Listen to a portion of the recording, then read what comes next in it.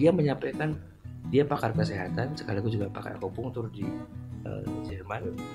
Dia sampaikan begini, dan itu membuat saya agak sedikit ternyap pada saat itu. Dia bilang begini, tahukah Anda, wahai para dokter, bahwa sehebat apapun obat, catat ya, sehebat apapun obat, semahal apapun obat, secara anatomi tubuh, secara kesehatan, hanya mampu memberikan kesembuhan 5%.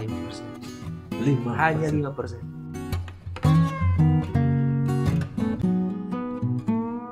Assalamualaikum warahmatullahi wabarakatuh. Balik lagi di channel Kacamata News dengan segmen Kacamata Kesehatan. Seperti yang kemarin saya sempat datang ke kliniknya Pak Dokter Bang Haji. Kita akan membuat satu konten yang namanya Kacamata Kesehatan. Dengan sebelah saya nih, Bang Haji. Siap. Sehat Bang Haji? Alhamdulillah sehat Bang Haji. Alhamdulillah. Ini grogi Pak. Napasnya masih nggak tenang nih Bang. Kenapa? Ya memang masih agak. Nggak karena emang ngegerebek saya kemarin gitu apa gimana? Kemarin ya emang agak enak juga sih, maksudnya kemarin kan Bang Haji udah janji nih, ayo kita bikin konten kesehatan gitu kan. Iya. Ya sekarang kita mulai nih untuk di segmen pertama. Cuma sebelum masuk ke ini spesial buat sahabat Kacamata News ya. Spesial. Spesial. Dan ini konten akan berlanjut insya Allah. Insya Allah. Siap. Tetap manggilnya Bang Haji aja lah, dan Bang Dokter. Karena kita nggak pakai baju putih. Ya. Atributnya nggak dipakai. Gini Bang Haji, sebelum masuk ke spesifik soal kesehatan ya. Dengar-dengar sih katanya 90% kesehatan kita ini disebabkan oleh pikiran. Itu gimana menurut Bang Haji sebagai dokter menanggapi itu? Ini kalau jawabannya berarti double, ya dokter ya psikiater. Oh iya boleh. Iya, lebih lengkap. Siap. Artinya kan hubungan langsung dengan kondisi psikologis kan gitu. Oh iya siap. Bahwa memang bicara ruang kesehatan ya, bahwa memang benar yang tadi disampaikan sama Dewan, bahwa apakah pikiran ya, apakah pikiran itu sangat mendominasi orang sakit atau tidak? Yes, 90%. 90% orang itu sakit diakibatkan karena faktor psikologis. Artinya bisa juga kita rangkaikan dari kenapa orang sakit, penyebabnya dari mana. Kalau kita mau cari penyakit sangat mudah.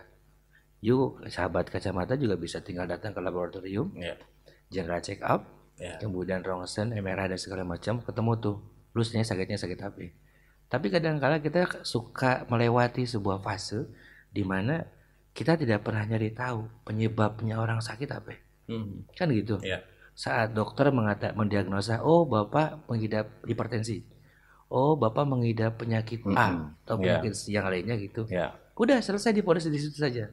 Akhirnya si pasien berusaha buat mencari cara pengobatan atas sakit yang didiagnosa oleh si dokter, tanpa si pasien juga tahu bahwa penyebab sakit ini dari mana asalnya, kan begitu Bang Dewan ya.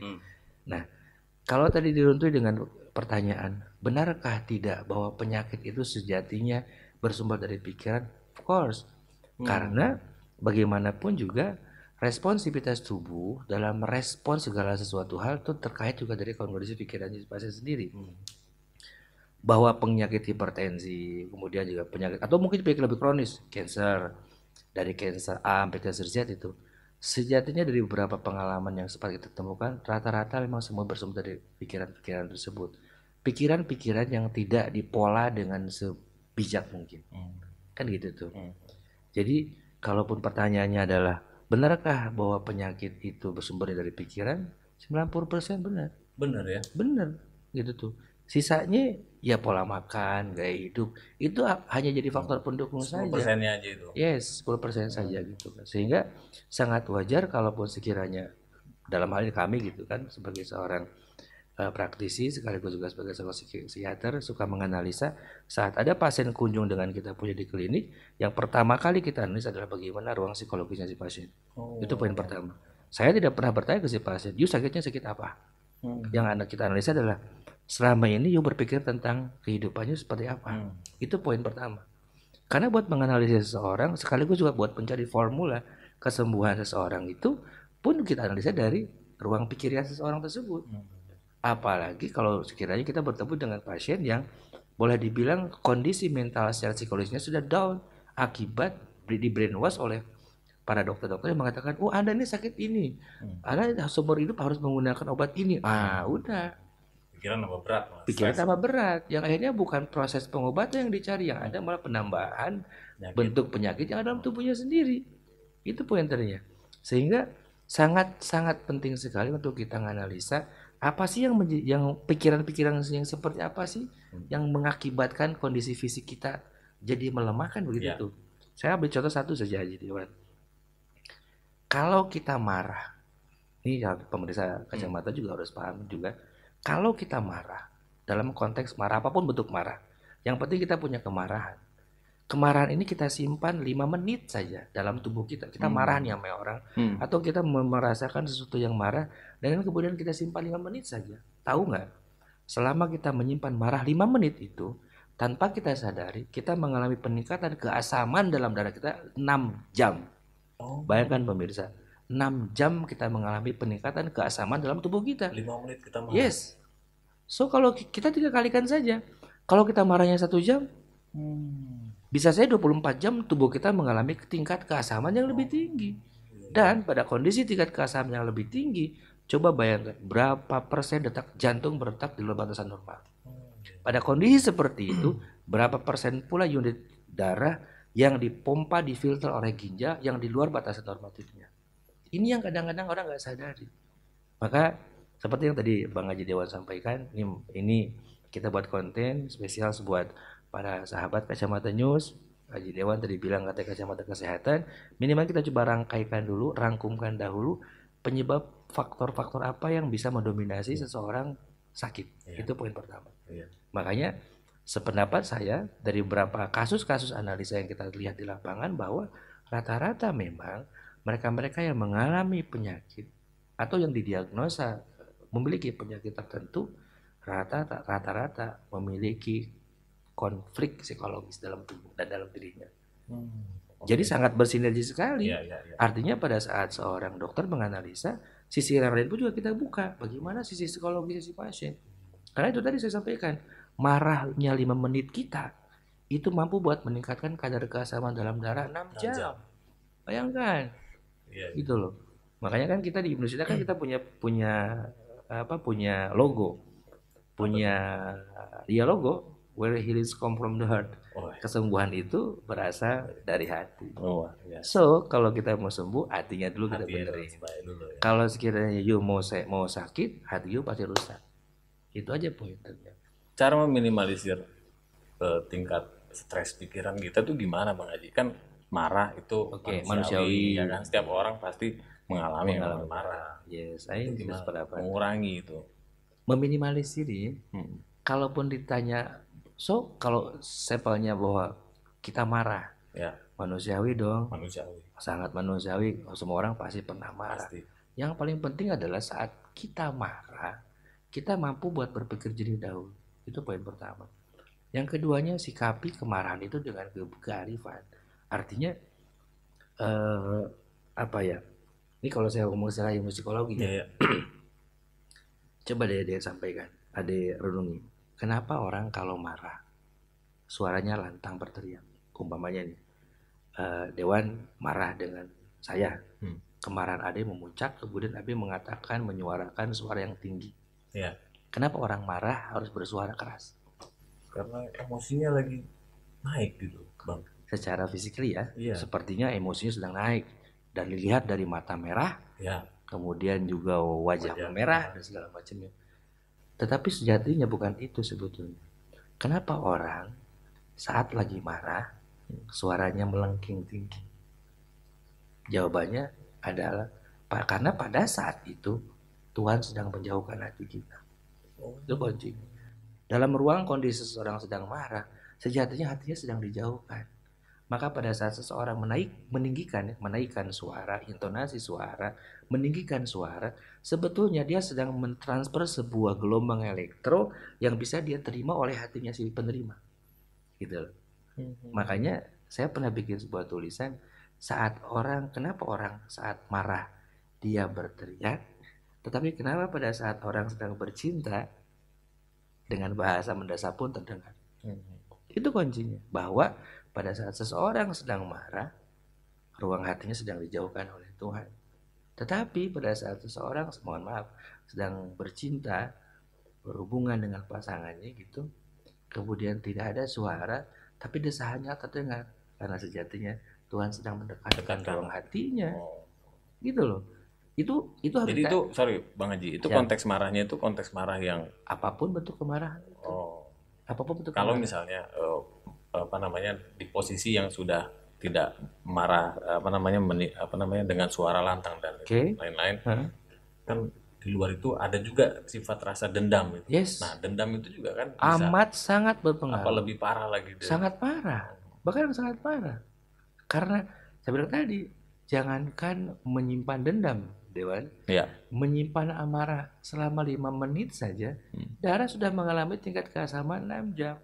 Apalagi kalau kita menyimpan dendam. Apa tuh penyakitnya? Banyak. Jantung koroner bisa. Orang yang mengidap jantung koroner biasanya dia memiliki dendam rasa. Ada kesakitan yang disimpan di hatinya. Artinya bisa kita coba analisa secara ilmu kedokteran juga, bahwa saat seseorang dalam keadaan menyimpan dendam, jengkel ya, kalau ketemu sama orang dendam aja gitu kan, mau tidak mau detak jantung juga akan bekerja di luar batasan normatifnya. Jadi tidak salah kalau di perjalanan tuh jantungnya bisa bermasalah. Keduanya, ginjalnya juga bermasalah. Ginjal juga bisa bermasalah. Tahukah bahwa dalam hitungan 1 menit jantung memompa darah itu 4 liter, 3 sampai 4 liter per 1 menit. Jantung memompa darah. Ginjal per 1 menit memfilter darah, cuci darah lah gitu kan. Ginjal memfilter darah per 1 menitnya itu 3 sampai 4 liter per 1 menitnya. Kita aja nggak pernah tahu bahwa pada saat lagi duduk, lagi ngobrol, lagi gimana lah gitu kan, sejatinya per setiap menit ginjal kita dia memfilter darah kita itu dalam hitungan 1 menit 3 sampai 4 liter. Kalau dalam normatifnya ya. Kalau kondisinya adalah dalam keadaan yang asam, dengan tingkat kemarahan, memiliki rasa dendam yang disimpan, bisa saja yang normatifnya dalam 1 menit 3 atau 4 liter bisa berubah menjadi 5 liter per 1 menit, dipompa oleh instruksi dari jantung yang membutuhkan pasokan darah yang lebih. Itu yang menjadi alasan kenapa tingkat kemarahan secara emosional seseorang mampu buat dijadikan indikator kerja jantung juga akan bermasalah nanti, kerja ginjal juga akan bermasalah nanti. Apalagi udah punya riwayat jantung lagi, ini gitu. Parah lagi. Tapi ini pengecualian bagi mereka yang memiliki faktor turunan. Umpamanya dia memiliki faktor orang tuanya memiliki faktor kelainan kerja fungsi jantung. Nah, bisa ada bawaan jantung, karena itu kategori bawaan jantung bawaan gitu kan. Itu lain hal. Ini di luar konteks itu. Ini kita bicara terkait dengan kondisi kesehatan yang bersifat sekunder. Ya. Karena memang kan penyakit terbagi dua, ada penyakit yang bersifat sekunder, penyakit yang bersifat primer. Penyakit yang bersifat sekunder adalah penyakit yang didorong oleh faktor-faktor tertentu. Bisa berubah jadi penyakit. Kalau penyakit bersifat sekunder itu bisa jadi genetikal. Bisa karena faktor bawaan lahir. Bisa karena kelainan bawaan. Nah, itu dikategorikan faktor yang bersifat primer. Tapi kan rata-rata orang sakit karena sekunder. Dokter cuma mengatakan pola makannya ibu jaga. Kemudian ada pantangan yang ibu makan, kan gitu tuh. Tapi gak pernah dicoba disentuh. Hatinya juga dijaga ya bu. Karena ini akan sangat menjadi parameter untuk kesembuhan seseorang.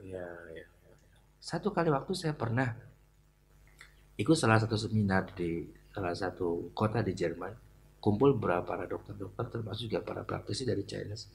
Kemudian juga kita kumpul di sana. Saat itu ada satu profesor, namanya Profesor David. Saya sempat tanyakan ke dia karena dia memiliki formula obat yang paling baik dan termahal di Jerman saat itu. Kalau nggak salah 2007. Obat apa, Bang? Dia punya formula. Artinya kalau kita sekarang mungkin mengenal dengan stem cell ya. 2007 sebetulnya sudah ada formula itu. Kemudian saya tanya sama Prof. David, Prof, kalau you memang bisa menjamin ini obat bisa menjadikan media penyembuhan, gua borong, gua bawa ke Indonesia, gua pasarkan. Saya bilang begitu. Kemudian Prof bilang begini sama saya saat itu ya, you lihat besok presentasi saya. Akhirnya saya besok ikut presentasi dia sampaikan sama saya, sama peserta seminar saat itu, dia bilang begini, kata Prof. David, ada yang bertanya dengan saya kemarin, rasa seorang gitu kan yang bertanya tentang kemampuan saya buat dengan obat yang saya punya, dia bilang begitu.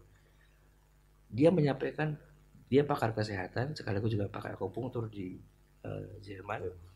Dia sampaikan begini, dan itu membuat saya agak sedikit ternyak pada saat itu. Dia bilang begini, tahukah Anda, wahai para dokter, bahwa sehebat apapun obat, catat ya, sehebat apapun obat, semahal apapun obat, secara anatomi tubuh, secara kesehatan, hanya mampu memberikan kesembuhan 5%. 5%. Hanya 5%. Obat. Obat di dunia ini, jadi semahal apapun itu obat, sehebat apapun obat, dia mampu memberikan efek sembuh itu hanya 5%. Yes. 15%-nya dari mana? Dia bilang 15% itu dari kita, para praktisi dunia kesehatan, para dokter, para psikolog, mampu buat memberikan ruang sugesti ke pasien, membangun sugesti secara psikologisnya, dan itu bisa membawa pasien sembuh secara 15%. 80%-nya sugesti yang dibangun sama si pasien. Jadi dalam hal ini kalau berkaitan dengan pertanyaan dari luar, benarkah pikiran itu bisa memicu orang sakit? Benar. Dan kebalikan, benarkah pikiran itu juga bisa membuat orang sembuh? Yes, benar. Makanya dalam kondisi pandemi yang saat ini sedang terjadi ya, semua orang pada ketakutan. Saya sampaikan ke mereka, you nggak usah takut. Corona itu ada, yes ada. Waspada boleh, lebay jangan. Kan gitu tuh. Iya, kelebihan. Karena pada kondisi kita di brainwash oleh media, walaupun kita tidak tahu apakah ini media benar atau enggak, ini pemberitaannya kan gitu. Tapi hati-hati, semakin Anda gitu kan menyimpan ruang ketakutan itu atas corona gitu, tanpa Anda sadari atau imunitas dalam tubuh Anda akan mengalami penurunan. Dan pada kondisi imun tubuh menurun, rawan kena apapun jenis virus. Di luar corona ya, apapun rawan kena virus. Gitu tuh. Jadi yang terpenting buat kita adalah bagaimana kita menjaga ruang yang bersifat psikologis untuk lebih belajar tenang. Itu kuncinya. Kalau kita bicara tenang, dok, gue pengen tenang, bagaimana caranya? Nggak ada yang tenang di dunia ini, nggak ada. Jadi istilahnya kita ketergantungan sama vitamin, ketergantungan sama obat itu juga nggak kurang. Tersebut juga, walaupun ada memang beberapa banyak obat yang sifatnya bukan temporer tapi permanen ya. Kayak orang yang mengidap di diagnosa Anda punya gula nih, ya glukosanya tinggi, kemudian dikasih salah satu obat yang mau nggak mau Anda harus makan ini kan gitu. Karena secara ilmu kesehatan ya gula nggak ada obatnya, karena kan kerja fungsi pankreas bermasalah. Tapi jangan salah saya bilang begitu. Saat you mengkonsumsi salah satu obat gula, tetapi di balik itu you berusaha buat mensugeskan pikiran you dalam keadaan berpikir positif, mau tidak mau tuh pankreas akan berubah dengan baik. Makanya saya berani apa ya? Bukan berani membantah, tidak, tapi berani memberikan keyakinan ke pasien dalam artian, Bapak punya gula. Oh ya dok, gue punya gula. Saya terakhir kali cek gula saya 300 mg per dl atau 400 atau 600. Kata dokter pankreas saya sudah rusak sekian persen. Oke, kalau pankreas Bapak ingin baik, bukan hanya saja obat yang Bapak konsumsi, tapi bagaimana cara berpikir Bapak yang baik atas kondisi glukosa Bapak punya. Saya sampaikan begitu. Caranya gimana dokter bagus? Belajar tenang. Itu ya. Dan katakan bahwa penyakit itu bukan ujian, penyakit itu bukan musibah, tapi penyakit adalah hadiah indah dari Tuhan buat kita. Itu yang membuat kita lebih tenang lagi. Yes, itu. Karena kan tidak mungkin Tuhan zalim kepada kita. Ya. Penyakit itu kan dibuat oleh kita. Kita yang undang, dia datang. Maka jangan undang penyakit buat tumis. Harus berpikir positif dan tenang. Itu kuncinya. Ya. Bukan tenang, belajar tenang. Karena tenang nggak ada. Nggak ada ya. Nggak ada. Kalau you mau tenang Dewa, lu mati dulu. Mati dulu. Kan ada tuh kok. Iya. Telah meninggal dunia dengan tenang. Artinya kalau lu tenang, lu mati dulu. Iya. Tapi yang kita katakan bukan tenang, belajar tenang. Belajar menuju tenang.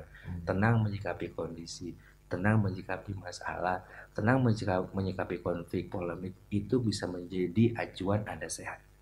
Itu kuncinya. Penyakit itu adalah hadiah. Yes. Ya. Bang, ini saya mau bacain beberapa. Boleh. Nanti Bang Haji simpulkan atau detail sampaikan. Nah, di sini jika kita sering membiarkan diri kita stres, maka kita sering mengalami gangguan pencernaan. Itu gimana secara kedokteran, Bang Haji? Gini, saat kita stres, konteks stres kan variabel ya. Ada yang stres karena tertekan, Ya. stres dikejar utang, pokoknya banyak. Iya. Artinya stres deh, bikin Iya, orang iya. stres itu. Ya, stres. Pada kondisi dia sedang stres, secara sistem saraf, dia akan merespon ruang saraf yang bersifat saraf parasimpatik untuk merespon semua organ tubuh lebih panik. Serangan yang pertama adalah pencernaan atau kantong kencing. Makanya kalau you lihat aja deh, kalau orang lagi stres, tertekan segala macam, biasanya dia buang air kecil terus. Atau tiba-tiba dia mulas. Oh gitu. Atau besoknya dia tiba-tiba dia diare. Itu tuh. Coba kita coba review ke belakang. Saat lu lagi diare, kemarin lu mikir apa? Itu kuncinya. Berarti kalau sering ke belakang itu Lu bisa stres ya. tuh. Aduh, Stres iya. gitu. Oke. Nah, lanjut nih Bang. Siap. Jika kita sering merasa khawatir, itu stres dan khawatir beda ya? Beda. Beda ya. Jika kita sering merasa khawatir, maka kita mudah terkena penyakit nyeri punggung. Itu gimana tuh? Oh pasti dong. Khawatir ya. Khawatir. Cemas. Iya, cemas. Cemas, kecemasan yang berlebihan atau khawatir, mengkhawatirkan sesuatu. Apa aja yang bersifat khawatir. Kok bisa lari ke punggung? Gini loh. Saya seperti tadi. Ada jaringan, tadi saya pakai saraf simpatik dengan saraf parasimpatik. Kalau kita berhubungan dengan tadi itu kan stres, dia bermain di saraf simpatik.